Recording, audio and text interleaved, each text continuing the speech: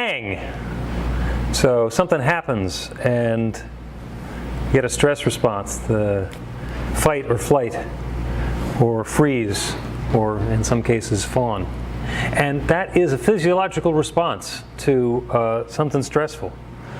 And when I say bang, the startle response is actually the one that's physiological. Everybody has the startle response. If you startle somebody, they're going to have that fight, flight, flee response. It doesn't always have to be something that's the startle response. The only other thing that we're actually physically hardwired to be afraid of, to have a fear response to, is a height. So we have an inborn fear of heights. Staying away from the edge of the cliff winds up being a good thing. It's probably one of the reasons that roller coasters are exciting. The stress response goes beyond just the fight or flight. That's the first piece of it. The next piece is the resistance and the recovery.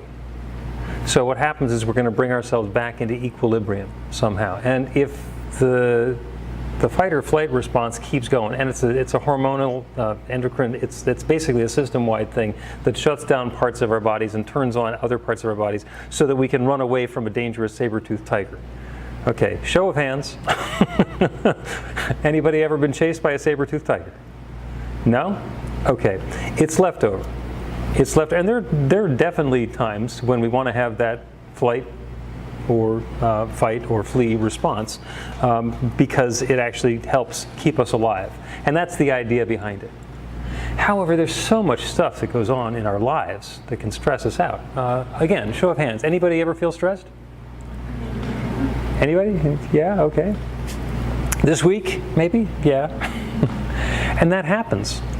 Stuff happens in our lives, and it's not always something that is alarming. Sometimes it's a slow realization that, oh, I've done all of the work that I want to make sure that the stools for our new kitchen are in place, but it turns out that the ones that we've set the intention and done the prayer for aren't in stock at the current store. So it's like, uh-oh, and we can have a stress response to that. Or we can have a stress response if we have been responsibly investing our retirement money, and it turns out that when there's a market downturn, we had our money in the wrong place. And there's the possibility of having that same fear response and having the adrenaline go crazy on us. And the question isn't, do you want to have stuff happen in your life or not? Because, and I hope I'm not spoiling the surprise for anybody, stuff is going to happen. Sorry, Breen. Stuff is going to happen in our lives. And some of it's going to be startling, and some of it's going to be alarming, and unfortunately, some of it is possibly going to be unpleasant. And the choice that we have is, how do we respond? We can respond like it's an emergency. Our bodies are wired so that when we want to, even when we don't want to, our body can go into full-on fight, flight, freeze, or fawn, which is where you try and get whatever it is that's attacking you to not be attacking you. Oh, you're so great. You couldn't possibly want to attack me. There's what happens, and then there's our response to what happens. So one possibility is to run, to hide, to fight, to have a strategy for reacting to whatever is going on. And the other one is to inquire. The title of the talk is Lean In. And it's about having that moment of inquiry. Because something happens, and instead of responding or reacting because we know what's happening, we can say, wait a second, what actually is happening here? Sometimes what our startle response says is happening is actually happening. And it's wonderful to have one of those responses. It's a nice thing to get ourselves the heck away from the saber-toothed tiger. Don't spend too much time thinking about whether you should run away from the saber-toothed tiger. Should that ever happen to you? No, it probably won't. But lean in a little bit. Say, does this mean what my immediate reaction tells me that it means? Or is it possible that this means something different? Is it possible that there's something else going on than what my immediate reaction, based on everything that I know from the past, is telling me? Is there something different going on? A number of years ago, my brother was a consultant with McKinsey. And it doesn't make any difference that he was with McKinsey, it just makes it sound more important. And he would meet with a client and talk with the client. The client would be talking about, oh, well, we've got this problem going, that problem, we can't get this isn't working, and that's not working. They go through the whole litany of everything that's going wrong. You've heard the same thing. You don't need to be a McKinsey consultant. You don't need to be a consultant at all. You can just be at a kitchen table listening to somebody chat. And there's going to be the description of what the problem is. But the great thing that he learned to do, and that I've done in my consulting work as well, and also in the spiritual work that I'm doing, is I say, I don't want to think of that as a problem.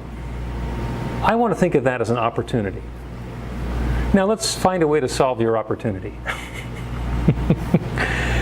And it is an opportunity, because what all of that observation, what all of that assessment of it being a problem, whether it's our startled response or just this is problem, trouble, difficulty going on and on and on, it is an invitation. It is a reminder that the way things have been going is not the way that we'd like things to be going. It is our opportunity to choose something different. So the event's going to happen. Stuff is going to happen in our world. And oh, by the way, as we continue to work on our prayer and our spiritual practice, the stuff that happens tends to get tamer and tamer, which is really kind of fun. I've just noticed that happening amongst a lot of the people who have been involved in this teaching. But stuff still happens. The first thing we want to do is break the automatic cycle. To notice that I have the tendency to react this way or that way. I always run away. I always hide. This is the tendency that I have. And it's not to criticize it or to judge it, it's to say, oh, that's what I'm bringing to the table. That's who I am up until now. Because then we get to make that choice. Okay, I don't want to think of that as a problem, I want to think of that as an opportunity. Because now I know that when something happens, this is the way I tend to react. Then when something happens, we can use the fact that we're reacting that way to tell us, oh, something inside me tells me that something happened. Now I get to lean in. What does that really mean? What else could that mean other than what I assumed that it meant? Is it possible that what's really happening is different than what I've assumed is happening? Is it possible for me to engage in this new experience in a different way that's going to bring about a different next step in the experience? In a lot of our groups we talk about Robert D. McDonald and his 4 questions. The first question is, are you happy with the experience of life that you're having now? And that's before the startle response. That's before the bang or the saber-toothed tiger or the stock market shift or the fill in the blank.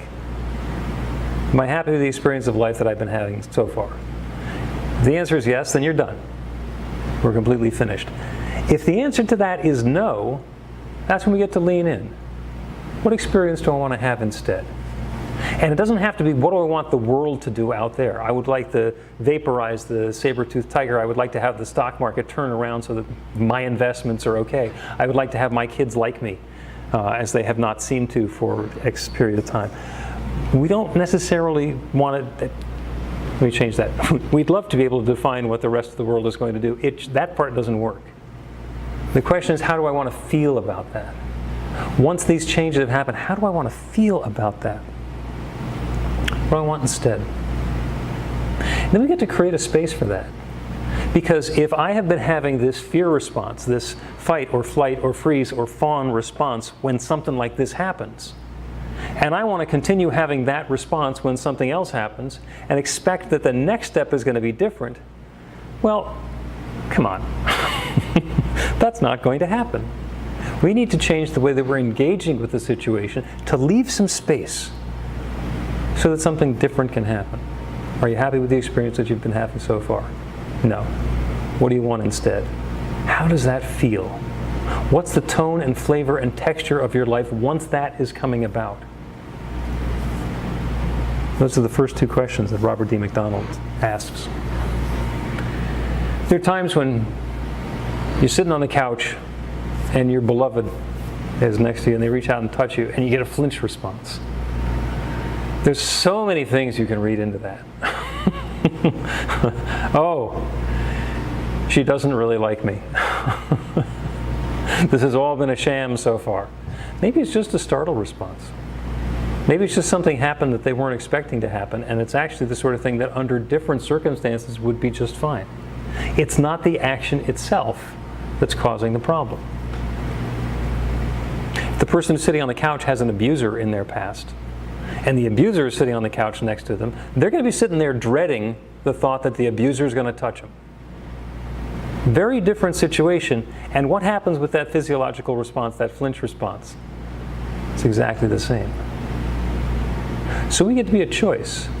And when something happens, like we flinch when somebody who we love and who loves us touches us, it's not because we don't like him. It's because we got startled. Okay, that's something that my body did. Let's let it go. Let's pick up again and see where we're going to go from there.